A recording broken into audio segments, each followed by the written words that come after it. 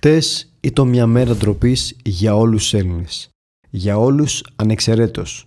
Γιατί χθες, με τη δίκη που άρχισε, άνοιξε μια επώνυμος από τις πιο βρωμερές που έχουν αφήσει ποτέ την ηθική δυσοσμία τους μέσα στην ατμόσφαιρα της Αθήνας. Ξαναζήσαμε τις χειρότερες ώρες κατοχής. Όχι της γερμανικής.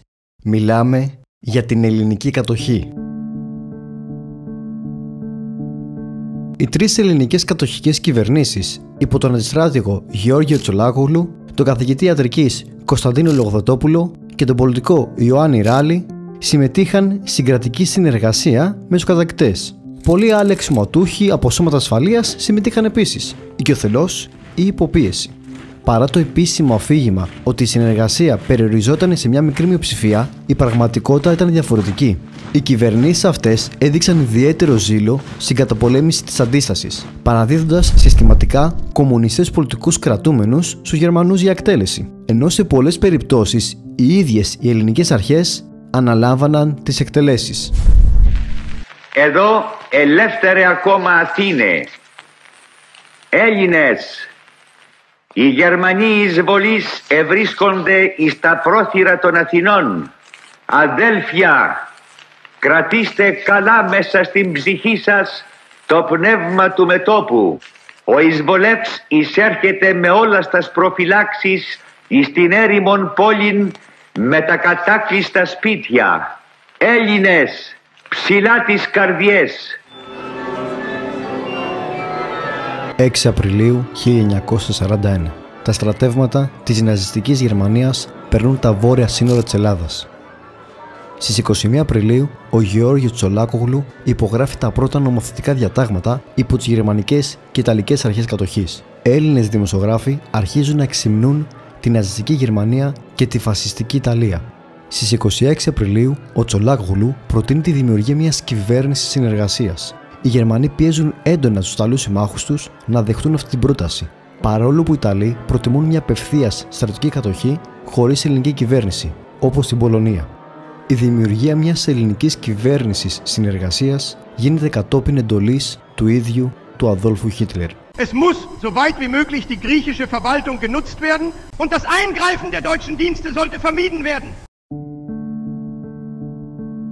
Η κυβέρνηση του Γεώργιου Τσολάκογλου μπορεί να χαρακτηριστεί ως κυβέρνηση στρατηγών, καθώς τελεχώθηκε σχεδόν εξ ολοκλήρου από ανώτατους αξιωματικούς του ελληνικού στρατού που είχαν διοικήσει μονάδες στα μέτωπα της Αλβανίας και της Μακεδονίας. Ο Τσολάκογλου, σε μια προσπάθεια να καθησυχάσει τον ελληνικό λαό, δήλωσε ότι η κυβέρνησή του θα λειτουργήσει προς όφελος του ελληνικού έθνους.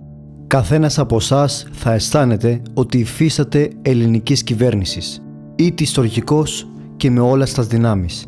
Θα προσπαθεί να σας ανακουφίσει από το βαρύ φορτίον που επεσόρευσε ο πόλεμος.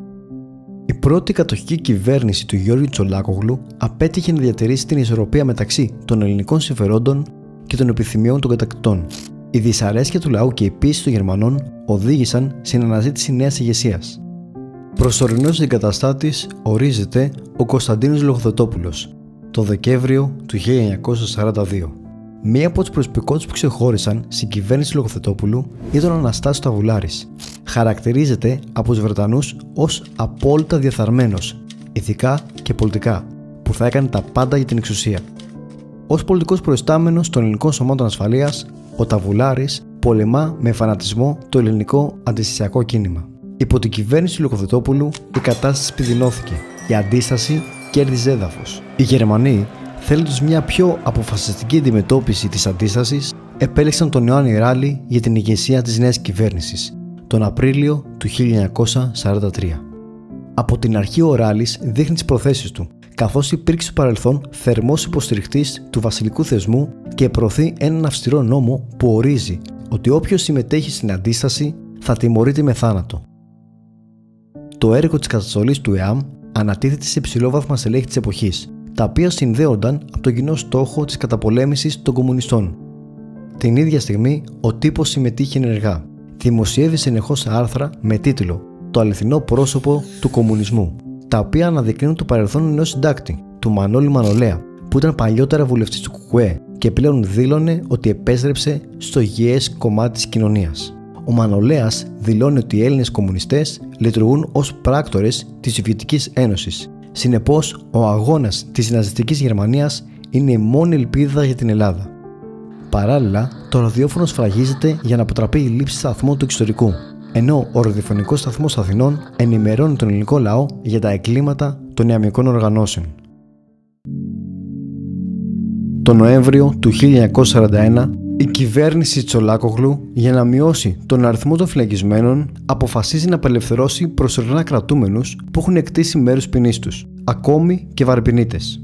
Η κυβέρνηση αποτυχάνει να προστατεύσει την ελληνική οικονομία, καθώς οι ιταλικές και γερμανικές δυνάμεις κατάσχουν χρυσά νομίσματα, ορυκτά, τρόφιμα και ελέγχουν πλήρως τη γεωργική παραγωγή. Αυτό δημιουργεί σοβαρά προβλήματα τροφοδοσίας, ιδίως στα αστικά κέντρα, και η μαύρη αγορά γίνεται ανεξέλεκτη.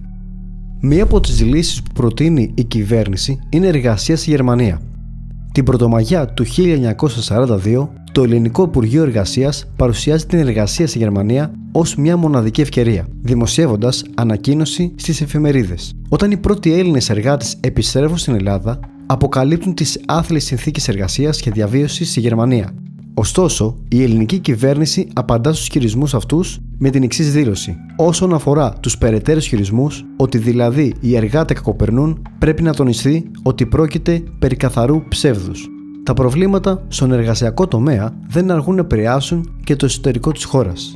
Οι δημόσιοι υπάλληλοι πραγματοποιούν την πρώτη μεγάλη κατοχική απεργία με κύριο αίτημα την κάλυψη των αναγκών τους σε τρόφιμα. Η κυβέρνηση Τσολάκογλου ανταποκρίνεται γρήγορα, εκδίδοντας νομοθετικό διάταγμα που ορίζει ότι οι απεργοί θα δικάζονται εντός 24 ωρών από έκτακτο στρατοδικείο, με ποινές που μπορεί να περιλαμβάνουν ακόμη και την ποινή θανάτου. Στις 9 Σεπτεμβρίου 1942 πραγματοποιείται απεργία στην εταιρεία υδάτων, με αιτήματα που αφορούν τη χαμηλή μισθοδοσία και τη διεκδίκηση καλύτερου εισιτίου. 15 μέρες αργότερα, άνδρες των ΕΣΕΣ συλλαμβάνουν 10 υπαλλήλους της εταιρείας υδάτων. Ένα μήνα αργότερα, διεξάγεται η δίκη τους σε γερμανικό στρατοδικείο, όπου 2 υπάλληλοι καταθέτουν ότι οι συνάδελφοί τους, Γιώργος Ράνιος και Βασίλης Κρεμιδάς, είναι οι οργανωτές της απεργίας. Ακολουθούν και άλλες συλλήψεις τις επόμενες ημέρες. Στις 17 Ιουνίου 1943, οι Ράνιος και Κρεμιδάς εκτελούνται στο σκοπευτήριο Κεσαριανής. Συνολικά, 13 υπάλληλοι εκτελούνται ή δολοφονούνται από τις γερμανικές αρχές κατοχής.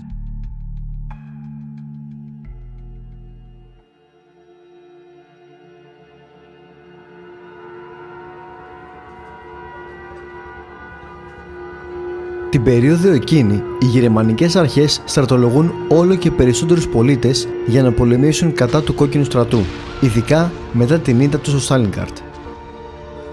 Αυτό όμως δημιουργεί προβλήματα στην παραγωγή της πολεμικής βιομηχανίας, με αποτέλεσμα να υπάρχει έλλειψη εργατικών χεριών. Σε συνεργασία με τις κατεχόμενες κυβερνήσεις της Ευρώπης, οι Γερμανοί επιστρατεύουν 8,5 εκατομμύρια ξένους εργάτες κατά τη διάρκεια του πολέμου, κυρίως Σοβιετικούς, Γάλλους και Πολωνούς. Περίπου η μισή από αυτούς είναι αιχμάλωτοι πολέμου που υποβάλλονται σε καταναγκαστική εργασία. Στην Ελλάδα, η επιβολή της πολιτικής επιστράτευσης προκαλεί έντονες αντιδράσεις. Τον Ιανουάριο του 1943 δημοσιεύεται διάταγμα περί γενικής υποχρεωτικής εργασίας του ελληνικού πληθυσμού. Από τον Φεβρουάριο έως τον Μάρτιο του 1943 γίνονται συνεχώς διαδηλώσεις και οι διαδηλωτές έρχονται σε συγκρούσεις με τα σώματα ασφαλείας, τα οποία για πρώτη φορά χρησιμοποιούν όπλα κατά των Ελλήνων πολιτών. Η κινητοποίηση του ΕΑΜ και άλλων αντισυσιακών οργανώσεων είναι μαζικές. Σε μία από τις διαδηλώσεις, οι διαδηλωτές καταφέρουν τελικά να σπάσουν τον αστυνομικό κλειό που φρουρούσε το κτίριο των παλαιών ανακτόρων και εισέρχονται στο κτίριο από την πύλη της λεωφόρου Βασιλής Σοφίας. Η ένταση κορυφώνεται όταν ο ελληνικός λαός καταφέρει να φτάσει στο γραφείο του Λογοθετόπουλου και ξεσπούν μάχες σώμα με σώμα. 10 αστυνομικοί και χωροφύλακες τραυματίζονται βαριά. Ο Λογοθετόπουλος δίνει εντολή στον αρχηγό της χωροφυλακής, φωνάζοντας «Σκότωσε 4-5 κορμιά». Στα πλευρά και στη κοιλιά πυροβολείται ο Διονύσης Δημακόπουλος. Είναι ο πρώτος καταγεγραμμένος νεκρός του αντισυσιακού κινήματος. Η κυβέρνηση ευνηδιάζεται από την κινητοποίηση του ελληνικού λαού. Ο Υπουργός Εσωτερικών Ταβουλάρης διατάζει με έγγραφο τους άνδρες της χωροφυλακής να κάνουν πλέον χρήση των όπλων κατά της αντίστασης και παράλληλα απειλεί όσους διστάζουν να το πράξουν. Γιατί αυτό το πράγμα βούγιζε σαν καταιγίδα που ερχόταν. Είδαμε λοιπόν απέναντί μας να προβαίνει αυτή η μάζα, η οποία έμοιαζε σαν ένα σώμα με πολλά κεφάλια, με πολλά χέρια, με σαγίδες, με ξύλα. Ένα πράγμα το οποίο τόσο χαρακτηριστικό που δεν το ξαναείδα πια στη ζωή μου. Θα νόμιζες πως είναι οι ελεύθεροι πολιορκημένοι, να πούμε, οι οποίοι ξεσηκώθηκαν και ερχόντουσαν προς τα εκεί. Όρμησε λοιπόν η μάζα αυτή, μπήκε μέσα, τους δώσαμε όσα χαρτιά νομίζαμε πως μπορούσαμε να τους δώσουμε και όσα μπορέσαμε να τους δώσουμε και έβαλαν φωτιά. Φυσικά έκαψαν πολλά πράγματα. Η κραυγή με την οποία ερχόντουσαν αυτοί ήταν το διάταγμα της πολιτικής επιστράτευσης. Το διάταγμα της πολιτικής επιστράτευσης. 5 Μαρτίου 1943. Για ακόμα μια φορά, το ΕΑΜ οργανώνει μια μεγάλη συγκέντρωση όπου οι διαδηλωτές συγκρούονται με τα ελληνικά και τα ιταλικά σώματα ασφαλείας σε διάφορα σημεία στο κέντρο της Αθήνας. Η συγκέντρωση των φοιτητών και των αναπήρων πολέμου καταλήγει στην πλατεία Κάνιγκος με σκοπό να προσεγγίσει το Υπουργείο Εργασίας. Στις 11.30 ώρα το πρωί, 50.000 διαδηλωτές έχουν συγκεντρωθεί, τραγουδούν τον εθνικό ύμνο και επιτίθενται με πέτρες και ξύλα. Ο υφυπουργός Καλύβας, που βρίσκεται μέσα στο κτίριο, ακούει το πλήθος να πλησιάζει και βρίσκεται ο ίδιος υπό βαριά φρούρηση. Οι φρουροί πετάνε χειρομοβίδα και ανοίγουν πυρ. Γυναίκες, άντρες και παιδιά ορμούν με πέτρες και ξύλα επάνω στην ένοπλη δύναμη. Το εξαγριωμένο πλήθος πιέζει όλο και περισσότερο, αναγκάζοντας τους Έλληνες χωροφύλακες και την αστυνομική φρουρά του Υπουργείου να υποχωρήσουν προς τους επάνω ορόφους. Οι διαδηλωτές σπάνε τις πόρτες του ισογείου και βάζουν φωτιά. Εκείνη την ημέρα σκοτώνονται τουλάχιστον 7 άτομα.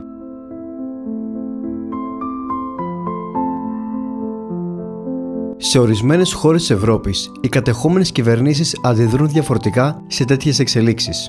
Στο Βέλγιο, ο Γενικός Γραμματέας του Υπουργείου Εργασίας παραιτείται, ενώ στην Ολλανδία, ο Γενικός Γραμματέας του Υπουργείου Εσωτερικών προτρέπει νομάρχες και δημάρχους να μην συνεργαστούν με τις γερμανικές αρχές κατοχής. Αντίθετα, στην Ελλάδα, την επόμενη μέρα της 5ης Μαρτίου δημοσιεύονται οι δηλώσεις του Λογοθετόπουλου. Η κομμουνιστική οργάνωση ΣΕΑΜ, προκαλέσαντας τα χθεσινά σταραχάς, ελεηλάτησαν καταστήματα, εισέδεσαν μέχρι και ιδιωτικών κατοικιών. Τρομοκρατήσανται στους ενίκους με σκοπόν τη λαιλασία. Η Ελλάδα είναι η μόνη χώρα στην Ευρώπη που καταφέρνει να αποφύγει την υποχρεωτική αποστολή εργατών στη Γερμανία για καταναγκαστική εργασία. Παράλληλα, η κομμουνιστική επιρροή αυξάνεται σημαντικά τις εβδομάδες που ακολουθούν. Ο πληρεξούσιος του Ράχη την Ελλάδα παρατηρεί αυτή την εξέλιξη και προτείνει τη δημιουργία νέας κυβέρνησης με τον Ιωάννη Ράλη στη θέση του Πρωθυπουργού. Και φτάσαμε σε ένα μέρος με τα 7 μέρη ταξίδι και δεν ξέραμε που ήμασταν. Κάποιος μαλάχ που ήταν μαζί μου σήκωσε το κεφάλι του σε ένα μικρό παράθυρο του βαγονιού που ήταν κλεισμένο με σίδερα, βρήκε έναν εργάτη Πολωνό και του ρώτησε πού είμαστε. Ο Πολωνός κρύφθηκε και μας είπε Auschwitz. Εννοείται δεν καταλάβανε τίποτα, είχε φτάσει στο τέλος μας απλώς.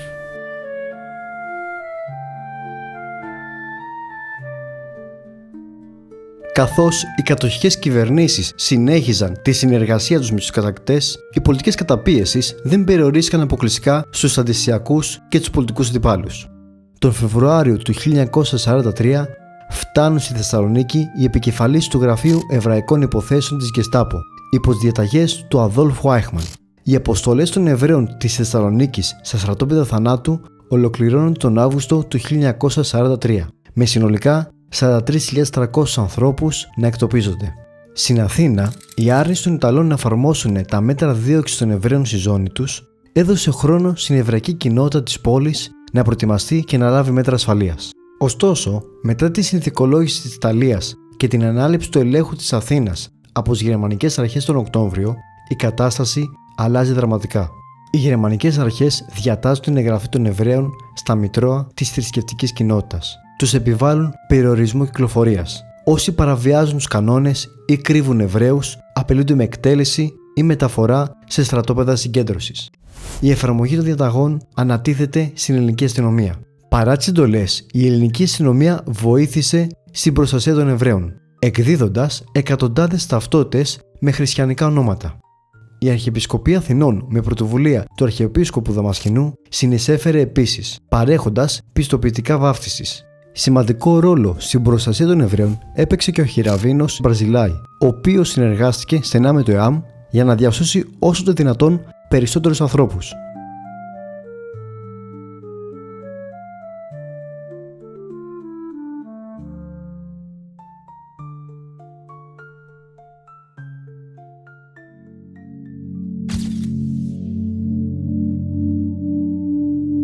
Όπως και σε άλλες κατεχόμενες ευρωπαϊκές χώρες, έτσι και στην Ελλάδα οι κατακτητές εκμεταλλεύονται τις δημόσιες υποδομές για να εξυπηρετήσουν τους στρατιωτικούς τους στόχους. Ελληνικές τεχνικές εταιρείες, συνεργαζόμενες με τις κατοχικές αρχές, αναλαμβάνουν την εκτέλεση πολυάριθμων έργων σε μια συνεργασία που σε μεγάλο βαθμό προκύπτει από συνένεση και όχι εξαναγκασμό. Είναι χαρακτηριστικό ότι τα χρόνια της κατοχής ιδρύονται τουλάχιστον 5.700 νέες επιχειρήσεις, πολλές από τις οποίες αναπτύσσονται ραγδαία. Τον Ιούνιο του 1941, η κυβέρνηση Τσολάκογλου θέσπισε ένα νόμο που έδινε ειδικά φορολογικά προνόμια στις εταιρείες που συνεργάζονταν με τις αρχές κατοχής, απαλλάσσοντάς τις από φόρους και κρατήσεις. Γνωστές εταιρείες συνεργάζονται με τους κατακτητές. Σύμφωνα με στοιχεία του Υπουργείου Οικονομικών, μέχρι τον Ιούνιο του 1944, 2.000 προμηθευτές και εργολάβοι έχουν πληρωθεί απευθείας για έργα που εκτελούνται χωρίς διαγωνισμούς από τις αρχές κατοχής, αναλαμβάνοντας δεκάδες έργα η κάθε μία. Αντίθετα, οι εταιρείες που αρνούνται να συνεργαστούν αντιμετωπίζουν σοβαρά εμπόδια, όπως περιορισμένη πρόσβαση σε πρώτες ύλες και ενέργεια, ενώ χάνουν εργατικό δυναμικό, καθώς οι συνεργαζόμενες εταιρείες προσφέρουν καλύτερους μισθούς και καθημερινό συσίτιο, το οποίο, κατά την περίοδο της κατοχής, αποτελεί είδος πολυτελείας και ζωτικής σημασίας για την επιβίωση. Η μεγαλύτερη μεταλλουργία της εποχής, που βρίσκεται στο Κερατσίνι, ανήκει στα αδέλφια Σταυριανού. Λειτουργεί για λογαριασμό των γερμανικών αρχών κατοχής. Το εργοστάσιο λαμβάνει μεγάλες ποσότητες τροφίμων από 3 διαφορετικές πηγές. Ωστόσο, μόνο ένα πολύ μικρό τμήμα αυτών των τροφίμων φτάνει στους εργαζόμενους, ενώ το υπόλοιπο η διοίκηση το πουλάει στη μαύρη αγορά.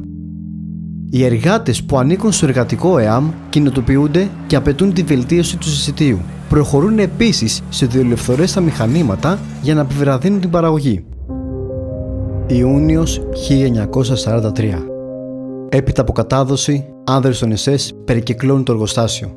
Συλλαμβάνουν 14 εργάτες και τους παραπέμπουν στο γερμανικό στρατοδικείο με τις κατηγορίες της διενέργειας διολευθοράς και της διανομής κομμουνιστικών προκηρύξεων.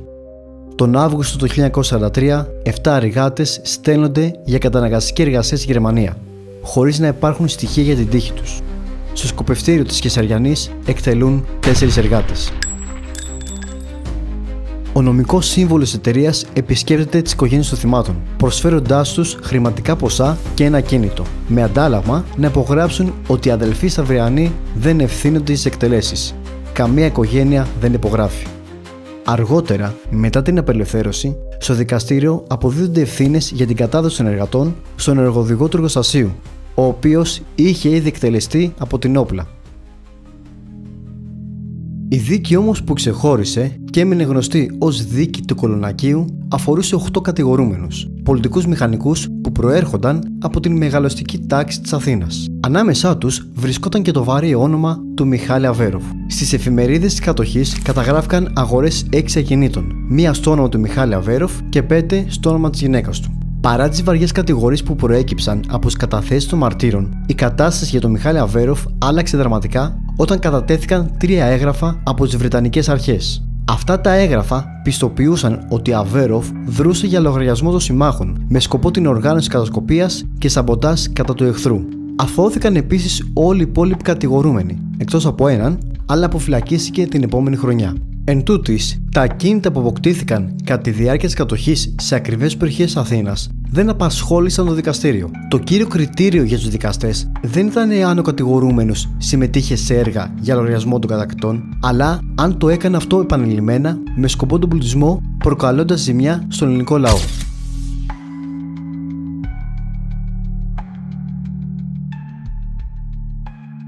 Εκεί γάλα για τα παιδιά. Έφεραν και μερικά που ήτανε τουμπανιασμένα κυριολεκτικά, με πρισμένη κοιλιά, με μάτια έτσι προτεταμένα. Κάθε φορά που βλέπω παιδιά της Αφρικής να πεινούν, θυμούμαι τα παιδιά αυτά της κατοχής, με εκείνο το εγκαιτευτικό και άπλανο βλέμμα μαζί.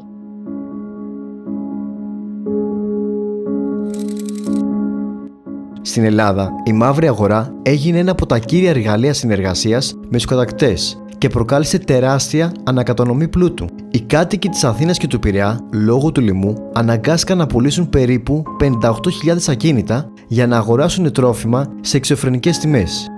Οι κύριοι αγοραστές ήταν όσοι συνεργάστηκαν με τις κατοχικές αρχές και αυτοί που ωφελήθηκαν από την οικονομία της μαύρης αγοράς, μια οικονομία που αποτελούσε το 40% της οικονομίας της χώρας εκείνη την εποχή.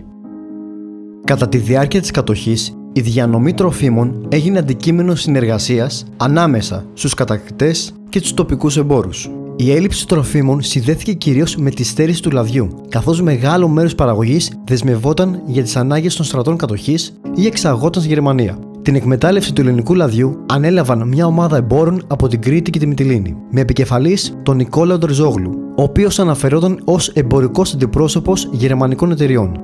Αυτοί οι εμποροί διοχέτευαν επίσης το λάδι στη μαύρη αγορά, αποκομίζοντας τεράστια κέρδη. Παράλληλα, άλλα προϊόντα όπως μαργαρίνη, σαπούνι και λίπη παρασκευάζονταν χρησιμοποιώντας το λάδι ως πρώτη ύλη, ενισχύοντας περαιτέρω τα κέρδη των εμπλεκομένων. Οι έμποροι χρησιμοποιούσαν γερμανικά έγγραφα για να αποφεύγουν την πληρωμή φόρων στις μεταφορές λαδιού, που ξεκινούσαν από τη Μυτιλήνη και κατέληγαν στη γερμανική ζώνη του Πειραιά, όπου οι ελληνικές τελωνειακές αρχές δεν είχαν δικαιοδοσία ελέγχου. Ένας έμπορος ανέφερε ότι το λάδι στην Κρήτη κοστολογούταν στις 42 δραχμές ανά οκά, ενώ στην Αθήνα πολλούνταν πάνω από 310 δραχμές. Παρά τα στοιχεία, από τους 20 κατηγορούμενους, οι 14 αθώθηκαν και μόνο 5 καταδικάστηκαν με ποινές φυλάκισης από 7 έως 2 χρόνια. Ο Τερζόγλου, που καταδικάστηκε ερήμην σε 15 χρόνια φυλάκισης, επωφελήθηκε από την παραγραφή του δικήματος και εμφανίστηκε στο δικαστήριο 5 χρόνια αργότερα. Οπότε και το αδίκημα είχε παραγραφεί, κλείνοντας οριστικά την υπόθεσή του. Μία άλλη δίκη που ξεχωρίζει είναι αυτή του ποτοποιού Παναγιώτη Λαζαρίδη, ο οποίος προτείνει στα γερμανικά στρατεύματα να τους τροφοδοτεί με εμφιαλωμένο νερό και σόδα. Στην αίθουσα του δικαστηρίου, αρκετοί μάρτυρες, υπάλληλοι και συνάδελφοί του υποστηρίζουν πως ο Λαζαρίδης βγαίνει σμιωμένος από την αναγκαστική συνεργασία. Οι δικαστές τον καταδικάζουν σε 10 μήνες φυλάκιση. Ο Παναγιώτης Λαζαρίδης την περίοδο της κατοχής αγοράζει 18 ακίνητα. Σύμφωνα με τα στοιχεία που συγκεντρώνει η Πανελλήνιος Ομοσπονδία Πολυσάντων Ακίνητα Επικατοχής, σε όλη τη χώρα πωλούνται τουλάχιστον 350.000 ακίνητα, τα οποία προπολεμικά είχαν αξία 90 εκατομμυρίων χρυσών λιρών Αγγλίας, αλλά τελικά πωλήθηκαν για μόλις 6 εκατομμύρια χρυσές λίρες. Αυτή η διαφορά αντιστοιχεί σε μία μείωση περίπου 93% της προπολεμικής αξίας των ακινήτων. Η Ελλάδα υφίσταται μία από τις πιο σοβαρές πτώσεις αξίας ακινήτων κατά την περίοδο της κατοχής, επηρεασμένη από την ακραία οικονομική κρίση, το λοιμό, τη μαύρη αγορά και τη δράση των δοσύλλογων. Σε άλλες κατεχόμενες χώρες, αν και η οικονομική κατάσταση είναι δύσκολη, η πτώση των τιμών των ακινήτων δεν είναι τόσο καταστροφική όσο στην Ελλάδα. Η μαζική πώληση ακινήτων έχει βαθύ αντίκτυπο στις ζωές περίπου του 20% του ελληνικού πληθυσμού.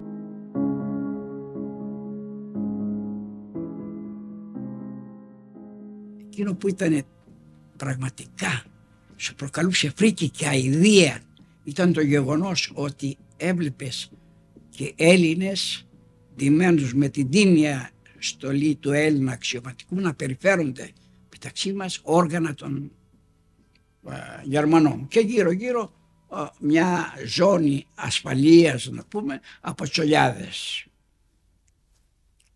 τσολιάδες της κακιάς ώρας εκείνης της εποχής.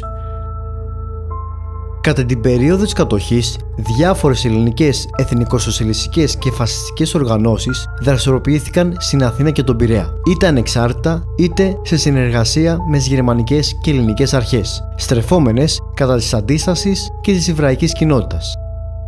Ανάμεσα στα μέλη που ξεχωρίζουν βρίσκεται ο 18χρονος Γεώργιος Έξαρχος. Ο Έξαρχος συγκεντρώνει πληροφορίες για τη δράση της ΕΠΟΝ στο Πολυτεχνείο και καταγράφει ονόματα. Ο ίδιος συμμετείχε στις συλλήψεις φοιτητών κατά τη διάρκεια του συσιτίου, με τη βοήθεια του πράκτορα των ΕΣΕΣ Κωνσταντινίδη και Γερμανών πολιτικά. Ορισμένοι φοιτητές στάλθηκαν σε γερμανικά στρατόπεδα συγκέντρωσης, από τα οποία μόνο μία κοπέλα επέστρεψε ζωντανή. Ο έξαρχος κατέδωσε ακόμη και παιδικούς του φίλους, όπως τα αδέλφια Πασιανίδη. Ο Ευγένιος Πασιανίδης βασανίστηκε από τον ίδιο τον έξαρχο. Ο έξαρχος, ύστερα από τη δίκη του τον Απρίλιο του 1945, βρέθηκε στο εκτελεστικό απόσπασμα. Τυχερός όμως στάθηκε ο συνάδελφός του, ο 22χρονος Ισίδωρος Κουράσης, ο οποίος ευθύνεται επίσης για δεκάδες καταδόσεις και τουλάχιστον 6 άτομα που συνέλαβε ο ίδιος και καταδικάστηκαν σε θάνατο. Στη δίκη του Κουράση, το Μάιο του 1946, οι πολιτικές συνθήκες είχαν αλλάξει, καθώς βρισκόμασταν στα πρόθυρα του εμφυλίου πολέμου και ο κομμουνισμός ήταν ξανά ο νούμερο 1 κίνδυνος. Έτσι, η καταδίκη του σε θάνατο μετατράπηκε σε ισόβια και το 1949 σε 5ετή φυλάκιση.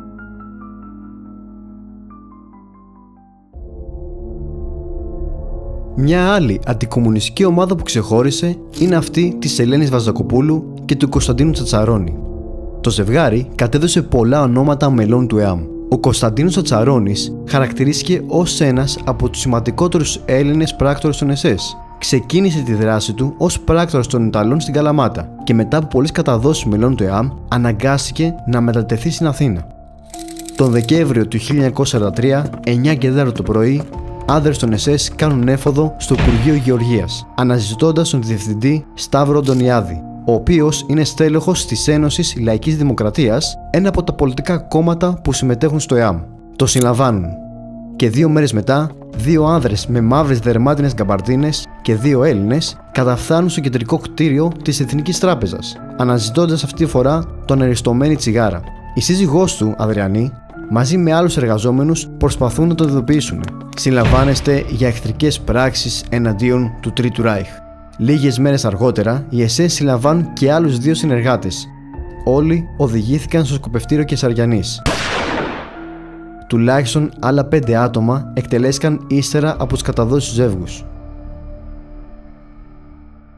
Στην πρώτη δίκη που έγινε για το ζευγάρι, η Ελένη Βαζακοπούλου παρουσίασε στο δικαστήριο έγγραφα από Βρετανούς και Έλληνες εξωματικούς του στρατού, υποστηρίζοντας ότι η δράση τους ήταν προς όφελος διάφορων αντιστασιακών οργανώσεων. Παρ' όλα αυτά, το δικαστήριο δεν πίστηκε και καταδίκασε τη Βαζακοπούλου σε 20 χρόνια φυλάκιση. Ο Κωνσταντίνος Τσατσαρώνης, ο οποίος δεν παρουσιάστηκε στη δίκη, καταδικάστηκε ερήμην στην θάνατο.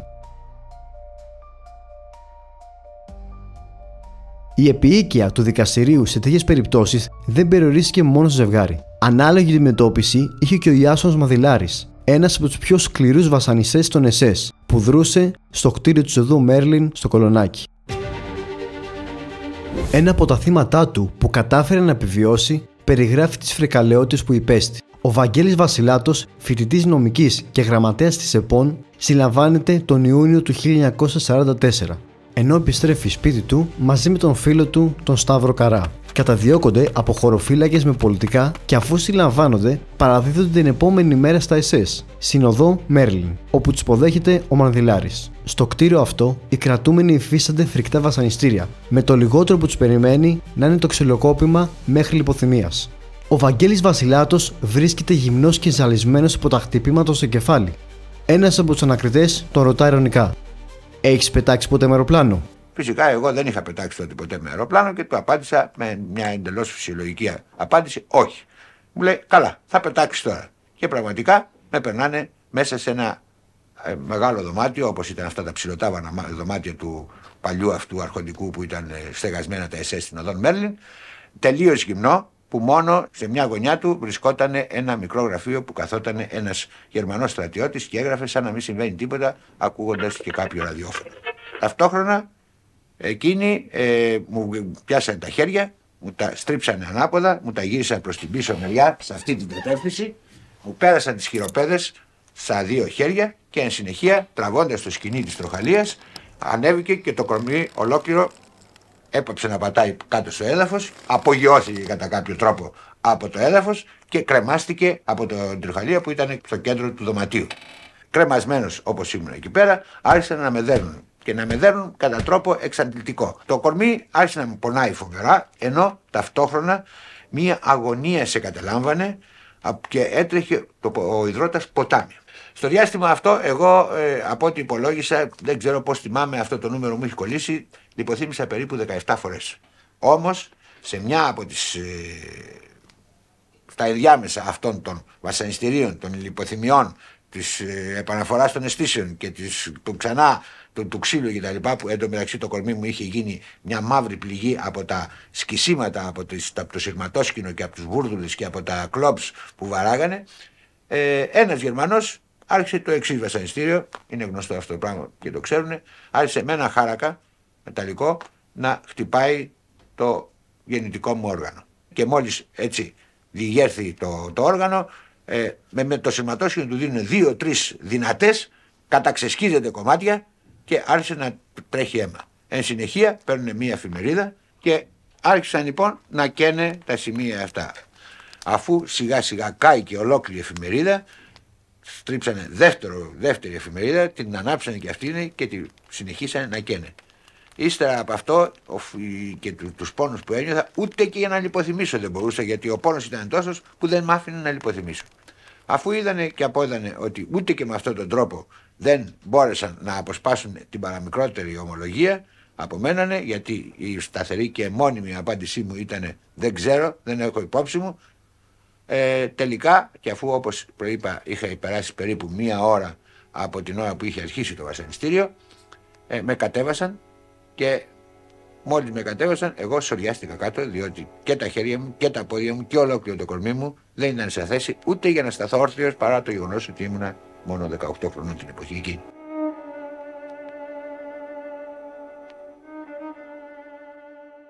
Πιο τραγική εικόνα, η εικόνα του πατέρα Παπάζογλου, όταν γονιπετής μπροστά στα πόδια του Λόχερ, του υπαξιωματικού των Γερμανών, ο οποίος ήταν επικεφαλής του αποσπάσματος που ήρθε εδώ, παρακαλούσε να του χαρίσει τον έναν ιό και να μπει στη θέση του παιδιού του ο Γεροπαπάζογλου.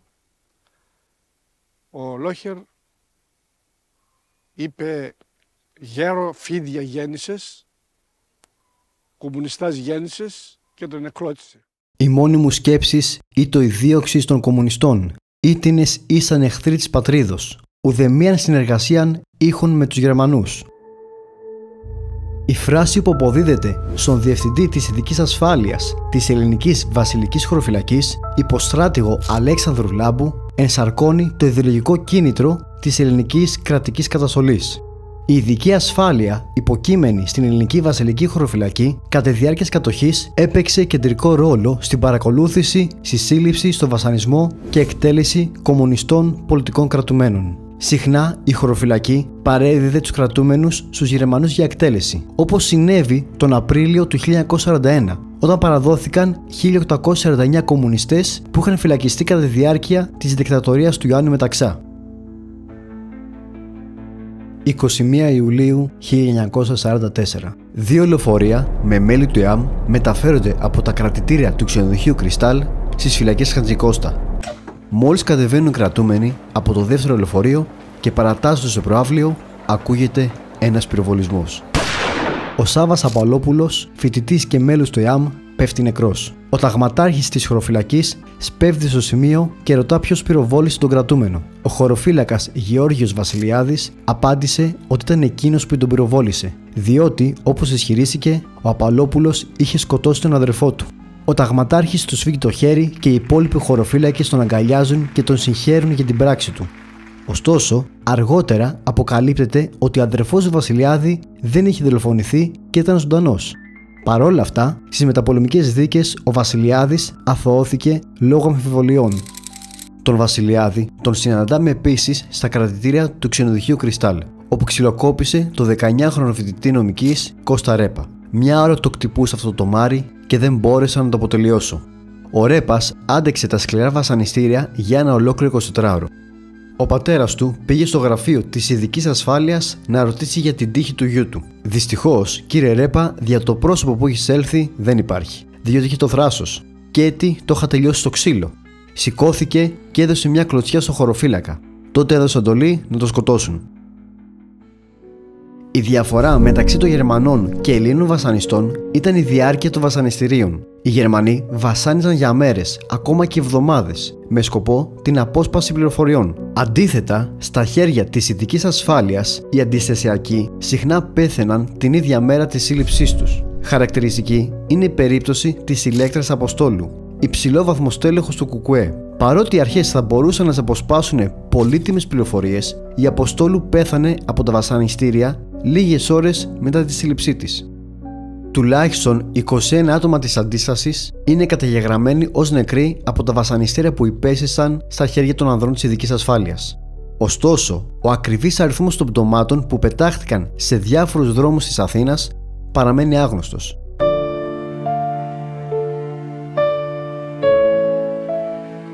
Μία τραγική περίπτωση είναι αυτή της 17χρονης μαθήτριας και μέλους της ΕΠΟΝ της Άννας Παυλάκου. Η ομάδα του Νικόλο Γιαννάκου τη συλλαμβάνει καθώς επιστρέφει από το σχολείο της και την υποβάλλει σε φρικτά βασανιστήρια για 5 ολόκληρες μέρες το Μάιο του 1944.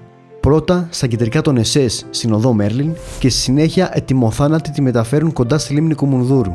Ο ίδιος ο Γιαννάκος της ρίχνει μια σφαίρα στο λαιμό και πετάει το σώμα της σε ένα πηγάδι. Η 17χρονη μαθήτρια καταφέρνει όμως να επιζήσει από το τραύμα και φωνάζει για βοήθεια.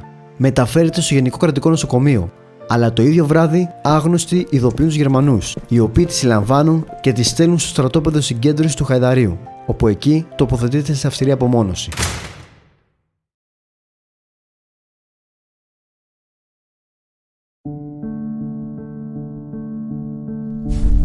Τα τάγματα ασφαλείας στελεχώθηκαν με αξιωματικούς του ελληνικού στρατού. Ωστόσο, πολλοί από αυτούς αρνήθηκαν να ανταποκριθούν στο κάλεσμα. Εκείνοι που αρνήθηκαν, σε πολλές περιπτώσεις διέφυγαν στη Μέση Ανατολή ή στην επαρχία και εντάχθηκαν στις αντάρκειες δυνάμεις του Ελλάς και του ΕΔΕΣ. Η κυβέρνηση του Ιωάννη Ράλη χαρακτήρισε αυτούς τους αξιωματικούς ως εχθρούς του ελληνικού κράτους. Χαρακτηριστικό είναι το παράδειγμα του ευέλπη Γρηγόρη Χονδροκούκη, ο οποίος παραδόθηκε στους Γερμανούς και εκτελέστηκε επειδή αρνήθηκε να αναλάβει υπηρεσία στα προδοτικά τάγματα ασφαλείας. Οι άνδρες που εντάχθηκαν στα τάγματα ασφαλείας είχαν διάφορα κίνητρα. Ορισμένοι το έκαναν λόγω πείνας, καθώς ο μισθός, η παροχή εισιτίου και η ένδυση αποτελούσαν σημαντικά κίνητρα επιβίωσης. Για άλλους, το κίνητρο ήταν η διαγραφή του ποινικού τους μητρώου, καθώς πολλοί από αυτούς είχαν εγκληματικό παρελθόν. Γεγονός είναι ότι υπήρχαν πολλές καταγγελίες για ληστείες και βανδαλισμούς από τα μέλη των ταγμάτων ασφαλείας. Τα ευζωνικά τάγματα ασφαλείας Αθηνών ήταν η κύρια ένοπλη δύναμη της κυβέρνησης στην Αθήνα, με τη δύναμή τους να φτάνει τους 4.200 άνδρες. Κατά τις τελευταίες φάσεις κατοχής το 1944, τα ευζωνικά τάγματα ασφαλείας κλιμάκωσαν τη δράση τους, στοχεύοντας στην εξόντωση των οργανώσεων του ΕΑΜ και του Ελλάς. Συμμετείχαν σε βίαιες επιχειρήσεις, εκαθαρίσεις και εκτελέσεις, συχνά σε συνεργασία με τις λίγες γερμανικές δυνάμεις που είχαν απομείνει.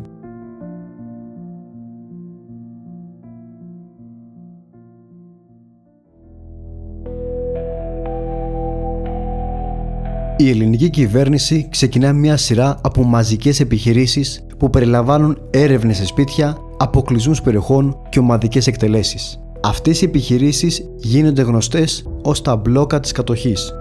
Το πρώτο από αυτά τα μπλόκα είναι το μπλόκο των νοσοκομείων. Στην πρώτη γραμμή της αντίστασης, εκτός από τους δημοσίους υπαλλήλους, βρίσκονται και οι ανάπηροι του αλβανικού μετώπου. Ο πυρήνας της οργάνωσής τους βρίσκεται στα 11 νοσοκομεία, όπου νοσηλεύονται οι περισσότεροι από αυτούς. Η εικόνα των ηρώων να συμμετέχουν ενεργά μαζί με τους κομμουνιστές στις διαδηλώσεις είναι κάτι που η κατοχική κυβέρνηση δεν επιθυμεί να διαδοθεί.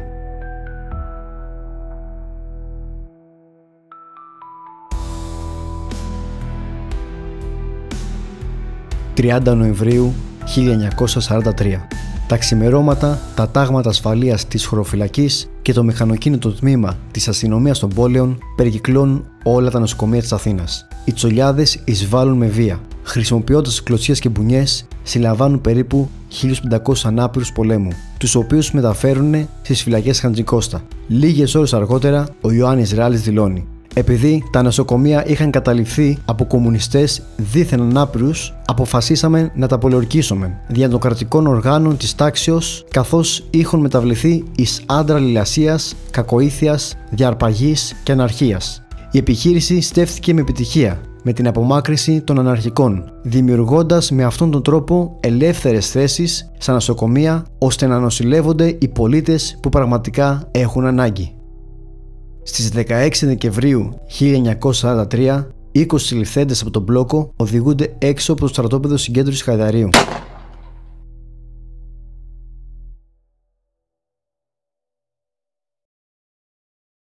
Morgen nix Arbeit, μου λέει. Δηλαδή αύριο δεν έχει δουλειά.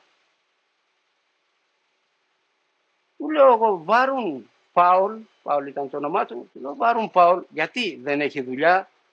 Morgen nix Arbeit, ξανατονίζει, δεν έχει δουλειά. Μου λέει επάνω από τη δεξαμενή, είπαμε ήταν ψηλά, μου λέει του Βουχάους, εσύ το σπίτι σου πού είναι? Του δείχνω εγώ από πάνω, εδώ προς την κοκκινιά. Βας να με ία, μου κάνει, πώς ονομάζεται εδώ? Ία Ταμπούρια, Ία Πειραίους, βας να με ία. Του λέω κι εγώ κοκκίνια. Μου λέει νίξ αρμπάιτ, άλλη μια φορά Μόργεν. Του λέω βαρούν νίξ αρμπάιτ, γιατί δεν καταλάβαινα, γιατί. Κλείνει το στόμα του και μου λέει Άτμαν νίξ πρέχε. Ο λοχαγός είπε να μην μιλάμε. Νίξ πρέχε του λέω, νίξ πρέχε, Μόργεν Φωστέιν. Μου κάνει, αύριο θα καταλάβεις. Νίξ Φωστέιν, Μόργεν Φωστέιν, αύριο θα καταλάβεις. 4 Μαρτίου 1944. Περίπου 2.500 εργαζόμενοι κατεβαίνουν σε απεργία με αίτημα την αύξηση μισθού. Οι Γερμανοί κατακτητές, με στόχο να καταπνίξουν την απεργία, δίνουν εντολή για συλλήψεις. Η απεργία οργανώνεται από το ΕΑΜ με πολλούς από τους απεργούς να κατοικούν στην Κοκκινιά. Οι Έλληνες χωροφύλακες καταφθάνουν στην περιοχή και προχωρούν σε 270 συλλήψεις, παραδίδοντας τους συλληφθέντες απευθείας στις γερμανικές αρχές. Τις επόμενες μέρες, περισσότεροι εργαζόμενοι κινητοποιούνται σε διαμαρτυρία για τις συλλήψεις. Συμμετέχουν εργαζόμενοι από περίπου 30 επιχειρήσεις. Ο Ελλάς αναλαμβάνει δράση, με στόχο να αποτρέψει περαιτέρω συλλήψεις. Στείνονται ενέδρες σε άνδρες της χωροφυλακής στην Κοκκινιά, με σκοπό την αφόπλησή τους. Όμως μια ενέργεια στις 5 Μαρτίου δεν είχε αίσιο τέλος. Ο μοίραρχος Παναγιώτης Μαρκετάκης, πηγαίνοντας σε ένα κουρείο στην Κοκκινιά για να ξυριστεί, δέχεται επίθεση από 3 αγνώστους που του ζητούν να παραδώσει το όπλο του. Ο Μαρκετάκης αρνείται, ακολουθεί συμπλοκή και δέχεται 5 σφαίρες. Ο Ελλάς εφαρμόζει επίσης τακτική αποκλεισμού των δρόμων της Κοκκινιάς για να αποτρέψει την είσοδο ενισχύσεων. Οι μάχες σώμα με σώμα εκείνη την ημέρα είναι έντονες, με τον Ελλάς να μετράει 28 απώλειες, εκ των οποίων οι 7 ήταν άμαχοι. Οι γερμανικές αρχές αποφασίζουν να δώσουν ένα τέλος στην απεργία. Τα ξημερώματα της επόμενης ημέρας, μεγάλες δυνάμεις καταφθάνουν στην Κοκκινιά, με επικεφαλής τον διευθυντή της ειδικής ασφάλειας, υποστράτηγο Αλέξανδρου Λάμπου, και τον αρχηγό της χωροφυλακής, υποστράτηγο Κωνσταντίνο Γκίνο. Οι δυνάμεις χωρίζονται σε 2 ομάδες και ξεκινούν εφόδους σε σπίτια, προχωρώντας σε μαζικές συλλήψεις. Σημαντικό ρόλο στις ανακρίσεις παίζουν ο ταγματάρχης πεζικού Γεώργιος Γούρος και ο γιος του Θεόδωρος, που είναι κάτοικοι της Κοκκινιάς και γνωρίζουν καλά την περιοχή, καθώς και τα μέλη του ΕΑΜ. Μετά από ανακρίσεις, 4 άτομα θεωρούνται ύποπτα για τη δολοφονία του Μαρκετάκη και οδηγούνται στο κουρείο όπου είχε δολοφονηθεί. 5 παρά 20 το απόγευμα εκτελούνται έξω από αυτό. Οι συλλήψεις και εκτελέσεις συνεχίζονται καθ' όλη τη διάρκεια της ημέρας, χωρίς να τηρείται καμία νόμιμη διαδικασία που να αποδεικνύει την ενοχή ή την αθωότητά τους. Προσκολασμών όθεν του εγκληματικού κομμουνιστικού πραξικοπήματος τούτου κατά της οικονομικής ζωής της Ελλάδος ετεφεκίστησαν την 9η Μαρτίου 1944 πεντήκοντα κομμουνιστέ.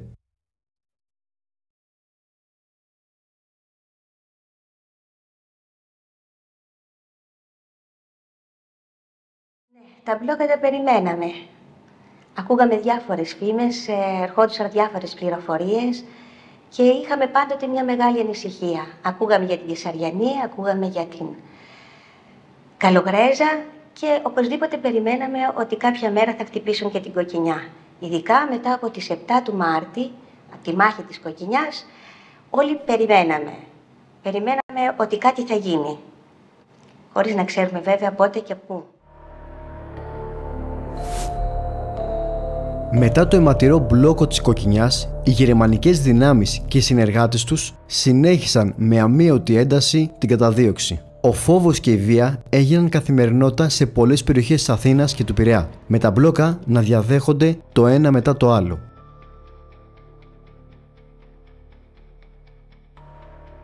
17 Αυγούστου 1944, 4 η ώρα τα ξημερώματα. Άνδρες των Ευζωνικών ταγμάτων, Γερμανοί στρατιώτες και Έλληνες χωροφύλακες περικύκλωσαν την περιοχή της Κοκκινιάς για ακόμη μια φορά. Με τη χρήση τηλεφώνου καλούσαν όλους τους άνδρες ηλικίας 15 έως 60 ετών να συγκεντρωθούν στην πλατεία Οσίας Ξένης για έλεγχο ταυτοτήτων. Όποιος παραμείνει και δεν προσέλθει θα εκτελείται επί τόπου. Οι συγκεντρωμένοι άνδρες βρίσκονται υπό αυστηρό έλεγχο και η κατάσταση γρήγορα κλιμακώνεται. Ο χωροφύλακας Θεόδωρος Βακαλόπουλος εντοπίζει τον Κώστα Περιβόλα, έναν τσαγκάρι, και τον ξεχωρίζει μέσα από το πλήθος. Ξεκινά ένας αδυσόπιτος ξυλοδαρμός, ενώ ο συνταγματάρχης Ιωάννης Πλιτζανόπουλος, επικεφαλής του μπλόκου, παίρνει μέρος στην κακοποίηση. Στη συνέχεια τον κρεμάνε από ένα δέντρο, όμως το σχοινί κόβεται. Σε μια τελευταία κίνηση αντίστασης, αρπάζει το χέρι του Πλιτζανόπουλου και τον δαγκώνει. Ο Πλιτζανόπουλος τον ρίχνει κάτω και τον πυροβολεί 2 φορές. Ένας Γερμανός στρατιώτης του δίνει τελικά τη χαριστική βολή. Αυτή ήταν η πρώτη εκτέλεση της ημέρας, αλλά ακολούθησαν πολύ χειρότερα. Η επιλογή ατόμων συνεχίστηκε και τελικά 76 άτομα εκτελέστηκαν σε έναν παρακείμενο χώρο. Μετά τη συγκέντρωση στην πλατεία Οσίας Ξένης, περίπου 6 με 8.000 άνδρες μεταφέρονται στο στρατόπεδο συγκέντρωσης στο Χαϊδάρι. Από αυτούς, γύρω στα 1.800 άτομα στέλνονται στα στρατόπεδα συγκέντρωσης στη Γερμανία, όπου πολλοί από αυτούς δεν κατάφεραν ποτέ να επιστρέψουν. Παράλληλα, περίπου 25 σπίτια πυρπολήθηκαν κατά τη διάρκεια της επιχείρησης. Καθώς το απόγευμα φτάνει, στις 6.30 ώρα ο αποκλεισμός λύγει, αλλά τα τάγματα ασφαλείας και οι χωροφυλακοί ξεκινούν έρευνες στα σπίτια όσο αντρών δεν παρουσιάστηκαν στην πλατεία. Η βία και η ομότητα της καταστολής εκφράζεται όχι μόνο με τις εκτελέσεις και τις συλλήψεις, αλλά και με τις βίες απειλές που εκτοξεύονται κατά των κατοίκων. Ο Θεόδωρος Βακαλόπουλος, συνοδευόμενος από άλλους άνδρες, πηγαίνει στο σπίτι της Χρυσάνθης Αρχοντοπούλου αναζητώντας τους 3 γιους της, ηλικίας 20, 18 και 16 χρόνων, οι οποίοι είναι μέλη του ΕΑΜ. Η Χρυσάνθη περιγράφει: «Βγαίνω στην πόρτα και αντικρίζω τον προδότη Βακαλόπουλο της ειδικής ασφάλειας του Λάμπου. Πού είναι μωρή τα παιδιά σου?» Τα παιδιά βγαίνουν και ο Βακαλόπουλος αρπάζει. Φωνάζει η μητέρα τους, αλλά εκείνος αδιαφορεί. Τα πηγαίνει κατευθείαν στον Σγούρο, ο οποίος δίνει διαταγή να τους μεταφέρουν στη Μάντρα.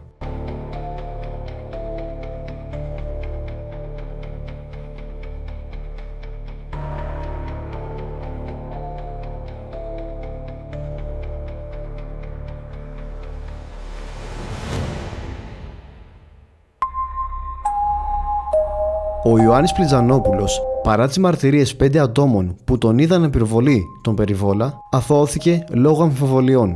Στα χρόνια της Χούντας, ο ανιψιός του, Νικόλας Πλιτζανόπουλος, διορίστηκε δήμαρχος Νίκαιας.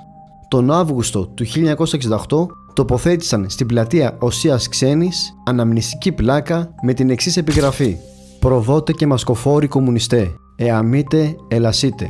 Παρέδωσαν εις τους βάρβαρους κατακτητάς την 17η Αυγούστου 1944 αγνούς πατριώτας, αγωνιστάς της Εθνικής Αντιστάσεως, τέκνα ηρωικά της Νίκαιας, οι οποίοι εξετελέστησαν εις χώρων τούτων.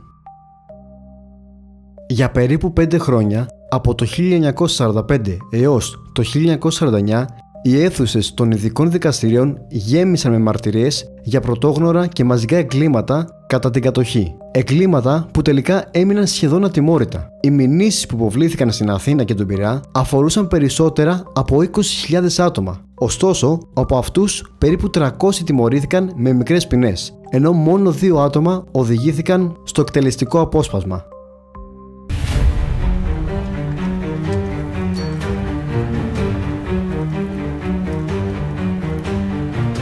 Μία ημέρα πριν από το 15 Αύγουστο, το 1945, ξέσπασε φωτιά στο κτίριο του ελεγκτικού συνεδρίου στην Αθήνα. Η φωτιά έπληξε το υπόγειο και τον 5ο όροφο, αφήνοντας τους υπόλοιπους ορόφους σχεδόν ανέπαφους. Στην πυρκαγιά καταστράφηκαν φάκελοι που περιείχαν κρίσιμα έγγραφα, μεταξύ των οποίων οι λογαριασμοί και οι αποδείξεις πληρωμών της περίοδου της δικτατορίας του Μεταξά και της κατοχής.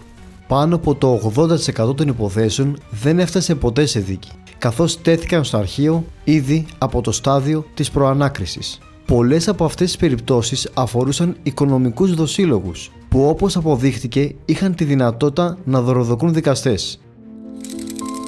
Σε αντίθεση με την Ελλάδα, άλλες ευρωπαϊκές χώρες που αντιμετώπισαν παρόμοια προβλήματα κατά τη μεταπολεμική ανασυγκρότηση προχώρησαν σε εκτεταμένες εθνικοποίησεις ιδιωτικών επιχειρήσεων που είχαν συνεργαστεί με τον κατακτητή. Στη Γαλλία, για παράδειγμα, η κυβέρνηση εθνικοποίησε μεγάλες εταιρείες σε κέρδους τομείς της οικονομίας.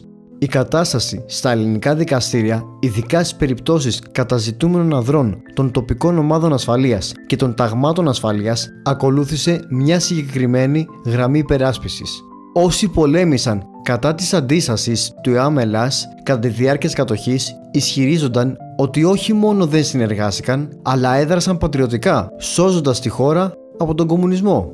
Ο Μιλτιάδης Βαρβιτσιώτης, ως συνήγορος υπεράσπισης του Ιωάννη Ράλη, υποστήριξε ότι όσοι συμμετείχαν στις κυβερνήσεις συνεργασίας το έπραξαν από αίσθημα καθήκοντος, θυσιάζοντας τους εαυτούς τους για να σώσουν ό,τι μπορούσε να σωθεί. Χαρακτηριστικά ανέφερε: ανέλαβαν το σταυρόν του μαρτυρίου και προσεπάθησαν να διασώσουν ό,τι ήταν δυνατόν να διασωθεί.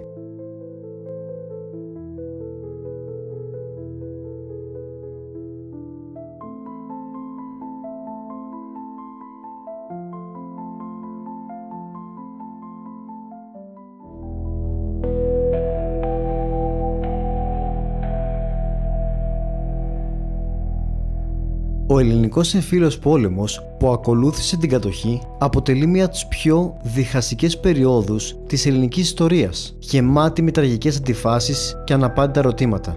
Η συνεργασία του ΕΔΕΣ και του ΕΑΜ Ελλάς κατά τη διάρκεια της κατοχής ενάντια στον κοινό εχθρό ήταν ένα παράδειγμα πως παρά τις ιδεολογικές διαφορές, ο κοινός σκοπός μπορεί να ενώσει τους ανθρώπους. Ωστόσο, αυτή η συνεργασία ήταν σύντομη, καθώς μετά την αποχώρηση των κατακτητών οι διαφορές τους κυριάρχησαν και η διαμάχη για την εξουσία οδήγησε σε έναν αδελφοκτόνο πόλεμο. Δεν είναι πόλεμος ετούτο που μας βρήκε, κύριε Ταξίαρχε. Ντροπή είναι. Έλληνες δεν του φεκάνε Έλληνες. Ο ΕΔΕΣ, που υποστηρίχθηκε από τους συμμάχους, κυρίως από τη Βρετανία, είχε ως στόχο την αποτροπή αυτή της εξέλιξης, ενώ οι δυνάμεις του ΕΛΑΣΕΑΜ βρήκαν υποστήριξη από τις βαλκανικές κομμουνιστικές χώρες όπως η Αλβανία, η Ιουγκοσλαβία και η Βουλγαρία. Επιπλέον, το γεγονός ότι οι πραγματικοί προδότες της κατοχής επικαλέστηκαν το τρίπτυχο πατρίς, θρησκεία, οικογένεια για να δικαιολογήσουν τις πράξεις τους και να αποφύγουν την τιμωρία, δημιουργεί ένα άλλο κρίσιμο ερώτημα. Μήπως τελικά η κοινωνία πρέπει να επαναπροσδιορίσει τι σημαίνει πραγματικός πατριωτισμός? Ίσως τελικά να χρειάζεται να αναλογιστούμε ποιοι ήταν οι πραγματικοί πατριώτες και ποιοι απλώς προσαρμόστηκαν στις συνθήκες.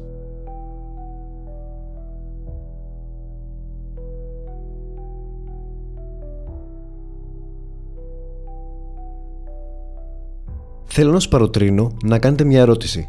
Γιατί ζούμε ξανά σε μια εποχή έντονων συγκρούσεων? Αν και η ιστορία επαναλαμβάνεται εδώ και αιώνες, συνεχίζουμε να αναζητούμε τη δικαιοσύνη μέσα από τις σφαίρες. Κάντε μια ερώτηση στη γενιά της κατοχής. Καθώς αυτή η γενιά σβήνει, παππούδες, γιαγιάδες, θείους, ποια θετική ανάμνηση τους άφησε ο πόλεμος και η κατοχή?